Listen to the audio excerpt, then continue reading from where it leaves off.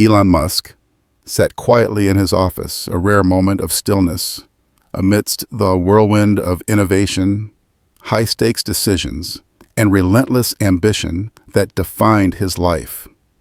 The world outside knew him as a visionary, a billionaire, a man who defied limits and reshaped industries. But in this moment, as he stared out the window at the city skyline, he wasn't thinking about Mars colonization, electric vehicles, or artificial intelligence. His mind was occupied with something much simpler: human nature. The idea had first struck him in the middle of an offhand conversation with a colleague, a casual discussion about how wealth and status altered the way people were treated. It wasn't a new thought. He had seen it time and again. People either fawned over him or recoiled in intimidation, their behavior molded by his name before they even spoke to him. But what if none of that existed? What if he stripped himself of everything? His fortune, his reputation, the power his name carried?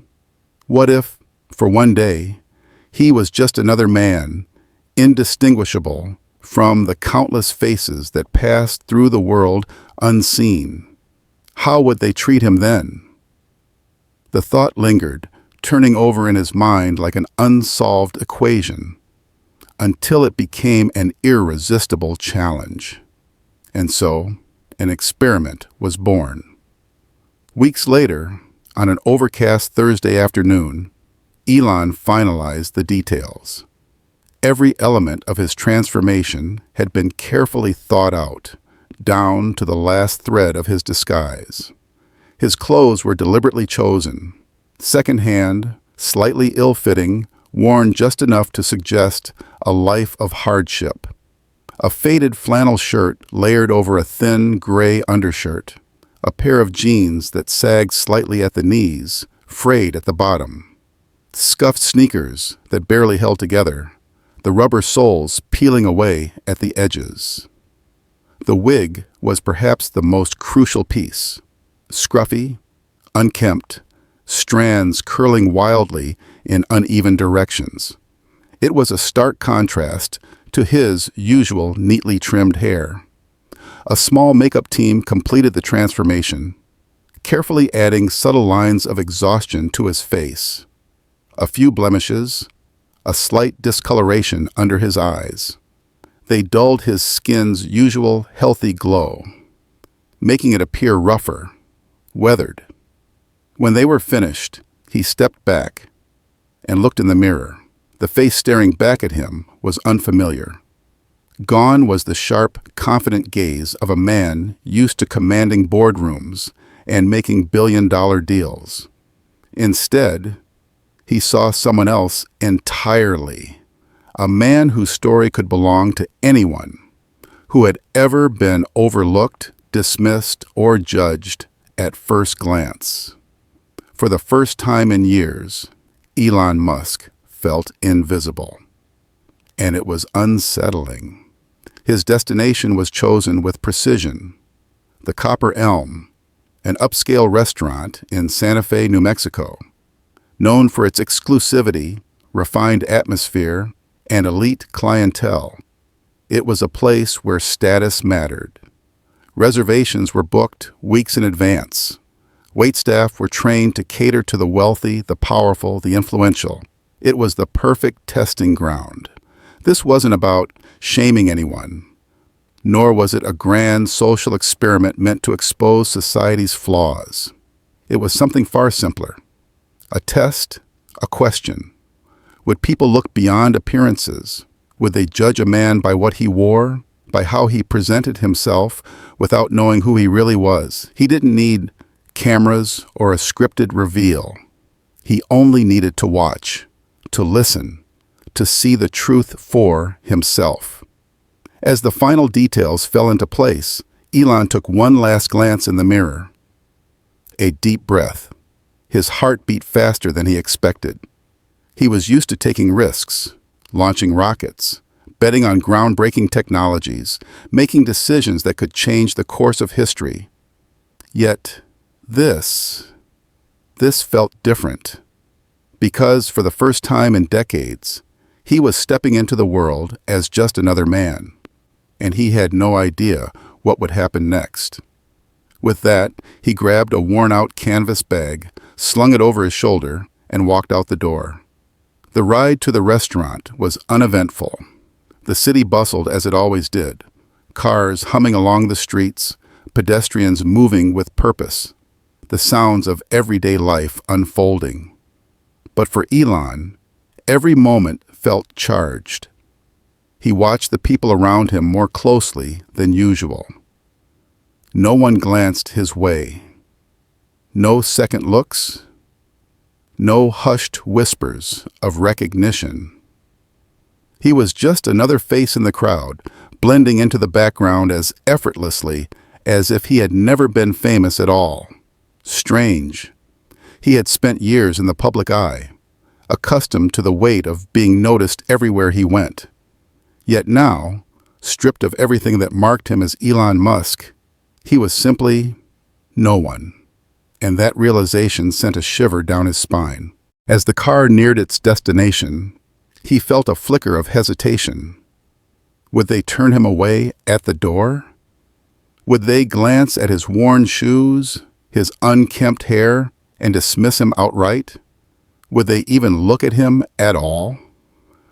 He stepped out of the car and onto the sidewalk, standing in front of the Copper Elm's imposing entrance.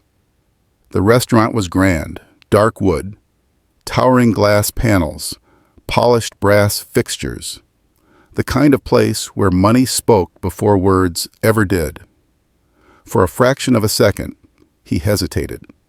Then, squaring his shoulders, he pushed the doors open and stepped inside. The moment he entered, the shift was almost imperceptible. But it was there. The chandeliers cast their warm glow over pristine white tablecloths, elegant floral arrangements, crystal glasses gleaming under the light.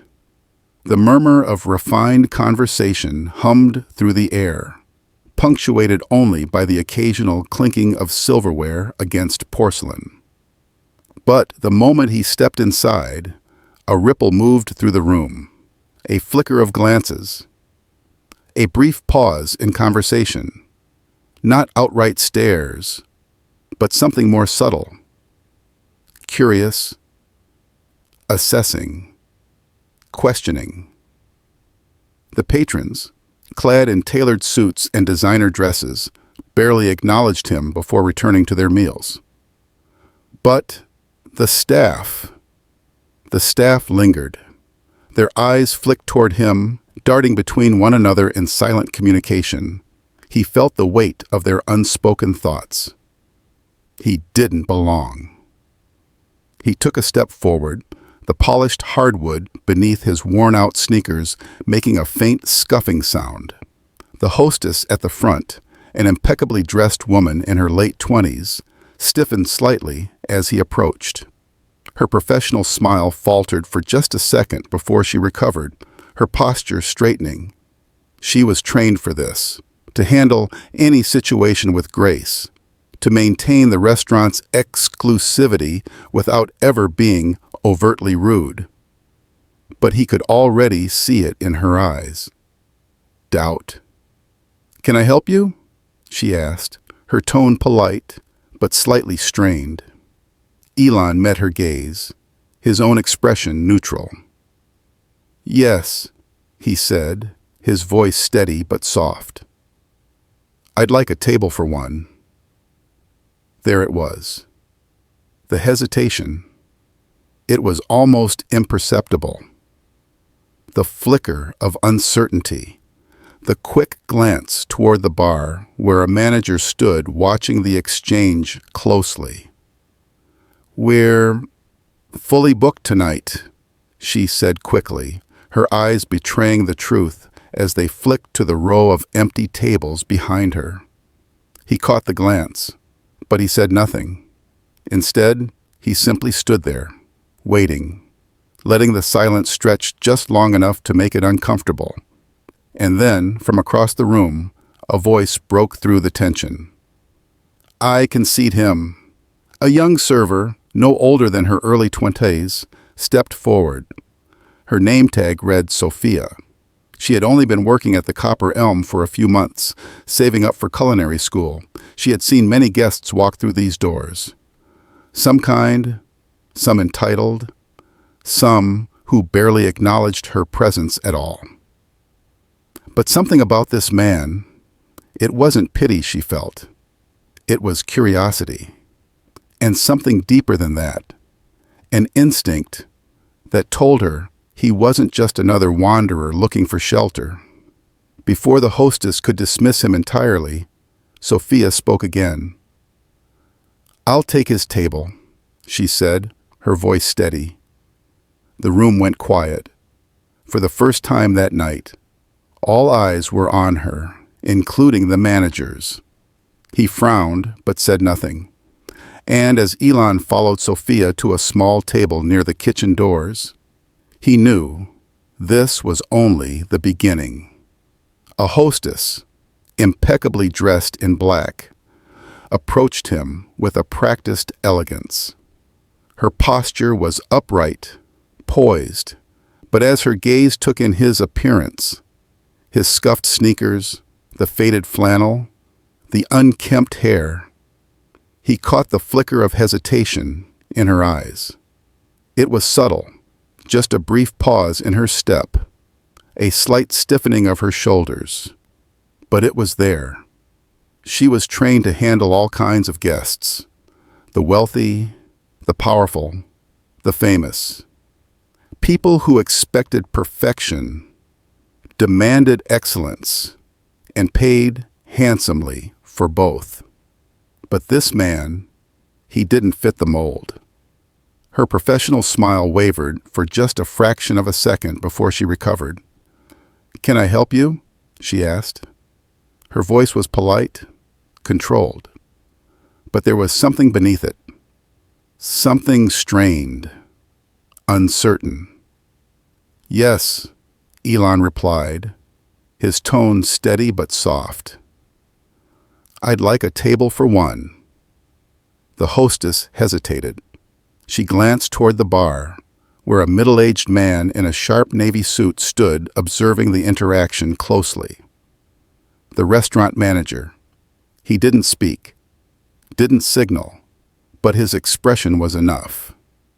A slight frown, a narrowing of the eyes. The unspoken message was clear. The hostess turned back to Elon, her professional mask slipping just slightly as she forced a smile. "We're fully booked tonight," she said quickly. Her words were smooth, well-rehearsed, but her eyes betrayed her. A flicker of unease, a darting glance toward the row of empty tables just beyond them. Tables that were clearly available. Elon caught the glance. He said nothing. Instead, he simply stood there, waiting. The silence stretched, growing heavier by the second. The hostess shifted slightly on her feet, her polished black heels clicking softly against the floor as she adjusted her stance. Still, he waited, letting the moment stretch just long enough to be uncomfortable. From across the room, a young server named Sophia watched the exchange.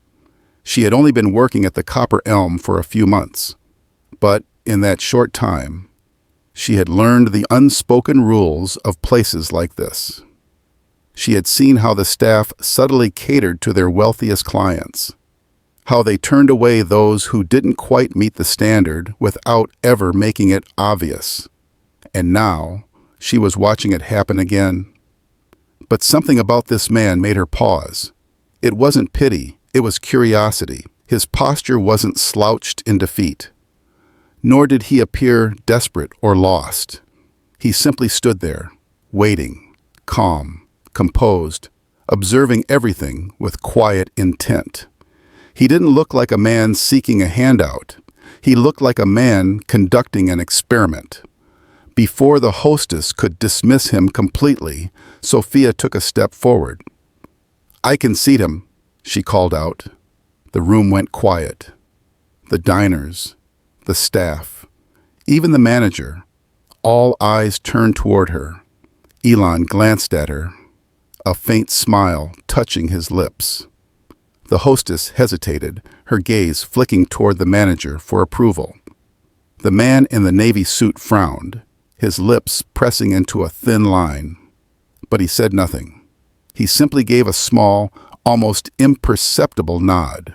Sophia took it as permission, gesturing toward a small table near the kitchen doors, the least desirable spot in the restaurant. She looked at Elon and said, "Follow me." He did. As they walked past the other tables, the whispers began. Soft murmurs, exchanged behind raised menus and delicate sips of wine. Who is he? Why would they seat him here? He's going to scare off the regulars. He caught snippets of the conversation, the quiet judgments, the subtle shift in body language as guests subtly angled themselves away from his presence. It was fascinating. He had always known people made assumptions based on appearance. He had read studies about it, seen statistics, but experiencing it firsthand, watching how quickly perception shifted based on nothing more than the way he dressed, was something else entirely. When they reached the table, Sophia pulled out the chair for him. It wasn't the prime spot, but it was a seat, and for that, he was grateful. "Thank you," he said, his voice sincere. Sophia nodded, placing a menu in front of him. "Take your time." There was warmth in her voice, a small but significant difference. She didn't look at him with suspicion or judgment. She simply saw him. And in a room full of people who had already made up their minds, that meant something. As Elon flipped through the menu, he could still feel the stares, not from Sophia, but from the others. Diners stole glances at him between bites of steak and sips of Chardonnay. Some were merely curious, others less subtle, their expressions tight with disapproval. He heard them. Did he wander in from the street? What's someone like that doing in a place like this? The staff, too, weren't exactly discreet. A young server whispered loudly to another near the bar, "What's he even doing here?" Another replied, shaking his head, "This is going to scare off the regulars." Elon took note of it all, silently piecing together the picture that was unfolding. How quickly people assigned worth based on appearance. How little it took for someone to be deemed unworthy of a seat at the table. It didn't surprise him, but it did confirm exactly why he was here. A few minutes later, Sophia returned. "Have you decided?" she asked. Elon closed the menu. "Just soup and bread." Sophia tilted her head slightly. "That's all?" Her tone wasn't condescending. It was genuine curiosity. "Yes," Elon replied simply. She hesitated for a moment, as if considering whether to press further, but then she nodded. "All right," she said. "I'll be right back." As she walked away, Elon let his gaze drift around the room once more. He could still feel the weight of their judgment, the way they continued to measure him with their eyes. But it didn't faze him. If anything, it reinforced what he already knew. People often spoke of kindness, of empathy, of fairness. They praised the idea of treating others with respect, regardless of their circumstances. But when put to the test, when faced with someone they believed to be beneath them, how many actually lived by those values? It was one thing to claim morality. It was another to practice it. And tonight, Elon Musk was learning just how rare the latter truly was. As Elon sat in his corner, waiting for his meal, he could feel the weight of the room pressing in on him. The tension was almost tangible. It wasn't just in the glances thrown his way, or the hushed whispers barely concealed behind manicured hands and fine linen napkins. It was in the subtle shifts of body language, the stiffened postures, the averted gazes, the way conversations faltered just slightly whenever someone's eyes flicked toward his table. He had become an anomaly, an intrusion in a place where people came to bask in luxury, surrounded by others who mirrored their own status and privilege. And yet, here he was, a man dressed in worn-out clothes, seated among them as though he belonged. At a nearby table, a man in a tailored navy suit leaned toward his companion, his voice just low enough to feign discretion. "What's management thinking? Letting someone like that in here?" His companion, a woman draped in elegant silk, wrinkled her nose ever so slightly. "Probably some policy about being inclusive," she murmured, swirling her wine absent-mindedly.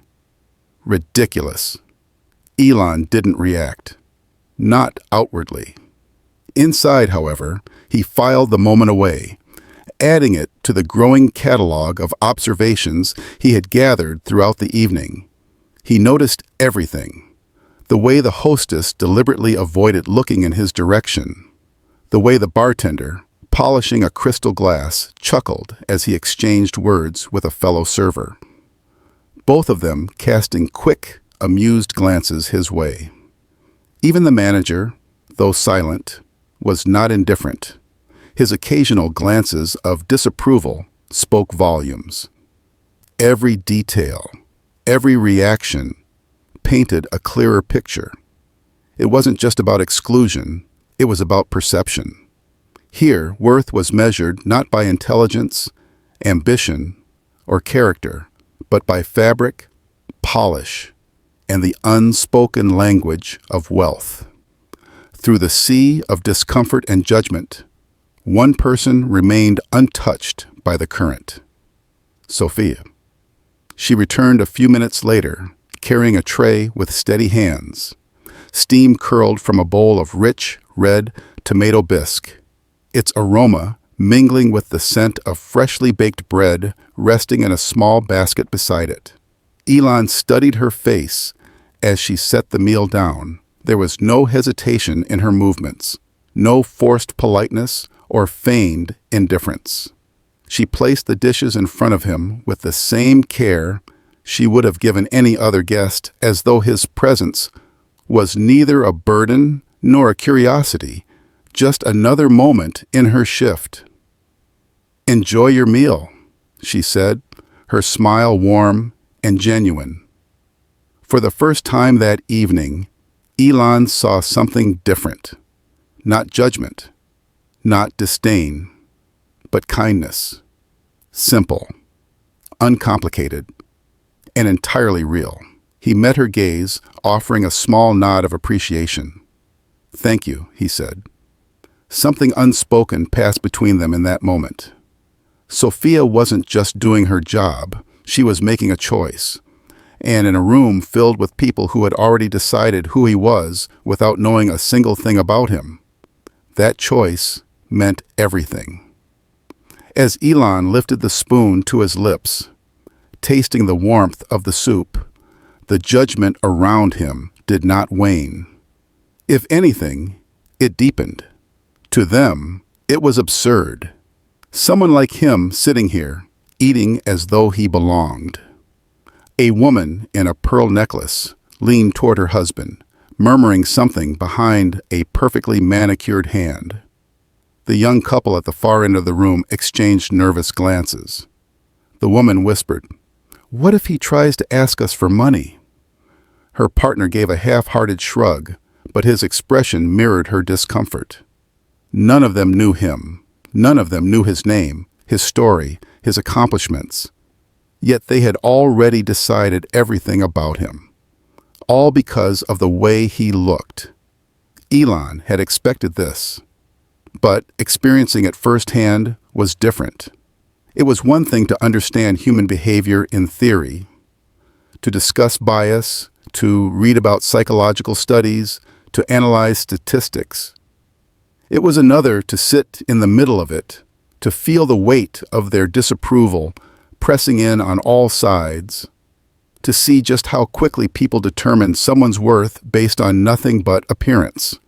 And then, just as he finished the last sip of soup, another presence appeared at his table.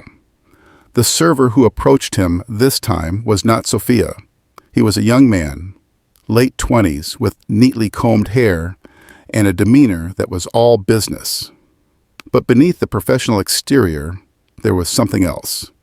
Irritation, disdain, like Elon's very presence was a nuisance, an inconvenience to be dealt with swiftly. The server didn't ask if he had enjoyed his meal, didn't offer a polite smile or a pleasant tone. Instead, he spoke with a clipped efficiency, his words sharp-edged and devoid of warmth. "Are you planning to order anything else?" There was no pretense of hospitality. The question wasn't an invitation. It was a suggestion, a hint, a not-so-subtle push toward the exit. Elon met his gaze, holding it steady. "No, thank you," he said, his voice as calm as ever. The server's lips curled into something that might have been mistaken for a smile, but wasn't. A tight, forced expression. Without another word, he turned on his heel and walked away, but not before muttering something under his breath. Elon caught the words. Waste of space. The phrase echoed in his mind, not with anger, but with clarity. It was fascinating, really, the way people revealed themselves when they thought no one important was listening. As Sophia returned to clear his table, she hesitated for just a second. Then, in a voice softer than before, she asked, "Is everything okay?" Elon looked up, momentarily caught off guard by the question, not because of what she asked, but because she asked. Because in a room full of people who had already decided what he was worth, she was the only one who seemed to care how he felt.